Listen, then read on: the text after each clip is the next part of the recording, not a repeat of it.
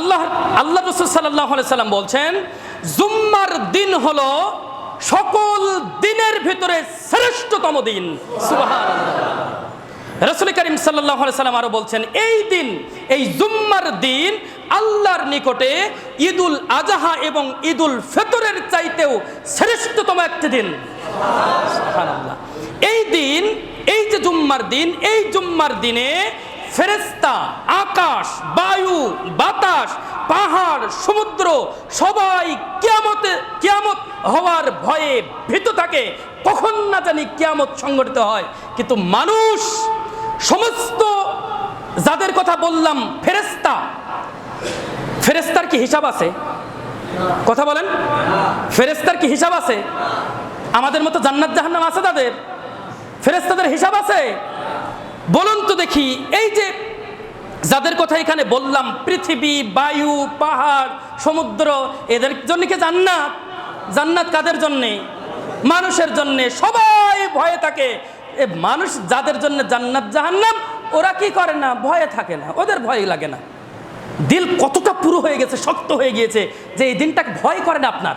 কতটা শক্ত হলে পরে বুঝছেন, কতটা ঈমান পৌঁছলে পরে বুঝেন, কতটা ঈমান পৌঁছলে পরে আপনার মনেই হয় না আজকে জুম্মার দিন, আজকে জুম্মার দিন, আজকে জুম্মার দিন। সবাই ভয়ে থাকে।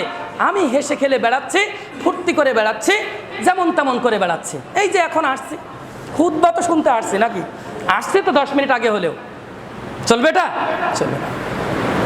নবী করিম সাল্লাল্লাহু আলাইহি সাল্লাম বলছেন, এই দিন, এই জুম্মার দিন কোন মুমিন বান্দা মারা গেলে, কোন মুমিন বান্দা মারা গেলে তাকে কবরের ফিতনা থেকে বাঁচিয়ে দেওয়া হয়। সুবহানাল্লাহ।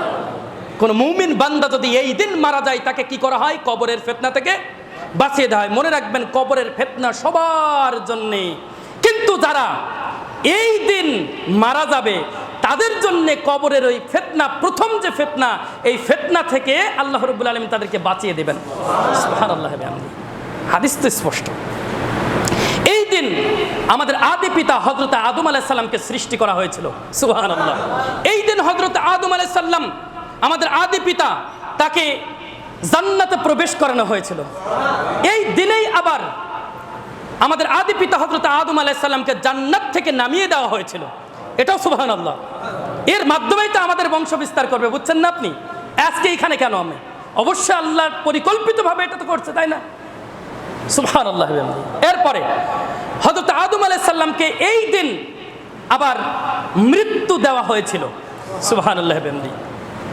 এই দিনেই কিয়ামত সংঘটিত হবে। সুতরাং আমরা এই দিনটাকে হেলায় ফেলায় কাটাবো না। আমরা এই দিনটাকে শুধুমাত্র বলেছি যে সির্ফ আল্লাহর জন্যই খাস করব। 2 ঘন্টা সময়, 2 ঘন্টা বলতে 1 ঘন্টা খুতবা, আর 1 ঘন্টায় গোসল, খাওয়া দাওয়া, গোসল, তারপরে আপনি সালাত পড়ছেন, সুন্নাত সালাত আছে না? এরকম আছে। এসে আপনি কিছুক্ষণ আগে এসে আপনি বসে থাকলেন খতিবের জন্যে, ওই যে এর আগে যেটা আলোচনা করলাম। এভাবে করে 2টা ঘন্টা যদি সময় দেন তো বহুত সময়, কিন্তু আমরা দিতে রাজি নই। একটা দিন, সপ্তাহে একটা দিন আমরা কি করছি না? একটা দিন 2টা ঘন্টা সময় আমরা আল্লাহর জন্য দিতে পারছি না। তাহলে আমরা হতভাগা না? অবশ্যই আমরা হতভাগা। রাসূল করিম সাল্লাল্লাহু আলাইহি সাল্লাম বলছেন, এই দিন সিংহায় ফুৎকার দেওয়া হবে এবং এই দিন কিয়ামত সংঘটিত হবে। এই দিন রাসূলুল্লাহ সাল্লাল্লাহু আলাইহি সাল্লামের নামে বেশি বেশি দরুদ পাঠ করতে হয়। দরুদ পড়লেই আল্লাহর নবী সাল্লাল্লাহু আলাইহি সাল্লামের সুপারিশ পাওয়া যায়। সুবহানাল্লাহ। দরুদ পড়লেই আল্লাহর নবী সাল্লাল্লাহু আলাইহি সাল্লামের কি পাওয়া যায়? সুপারিশ পাওয়া যায়। আর আল্লাহর নবী সাল্লাল্লাহু আলাইহি সাল্লাম সুপারিশ করলে আমরা কোথায় যাব? সন্দেহ আছে না? এজন্য বেশি বেশি করে এই দিনে কি করব? দরুদ পাঠ করব। এই দিন জুম্মার দিন সারা দিন দোয়া করার দিন। সারা দিন কি করার দিন? দোয়া করার দিন। এই দিনের ভিতরে এমন একটি সময় আছে, ধরেন আপনি দোয়া করছেন, ওই একটা সময়ে আপনি ওই দোয়াটা করেছেন, আপনার দোয়াটা ওই সময় হয়ে গিয়েছে। আল্লাহ রাসূল সাল্লাল্লাহু আলাইহি সাল্লাম বলছেন যে এমন একটি সময় রয়েছে, বান্দা যা চাই আল্লাহ রাব্বুল আলামিন তাকে তাই দিয়ে দেন। সুবহানাল্লাহ। সুতরাং আমরা কি করব? এই জুম্মার দিন আমরা খাস করে সির্ফ আল্লাহর জন্যই কাটাবো। তাসবিহ, তাহলিল, জিকির, আজকার, সালাত, এগুলো দিয়েই আমরা কি করব? কাটাবো।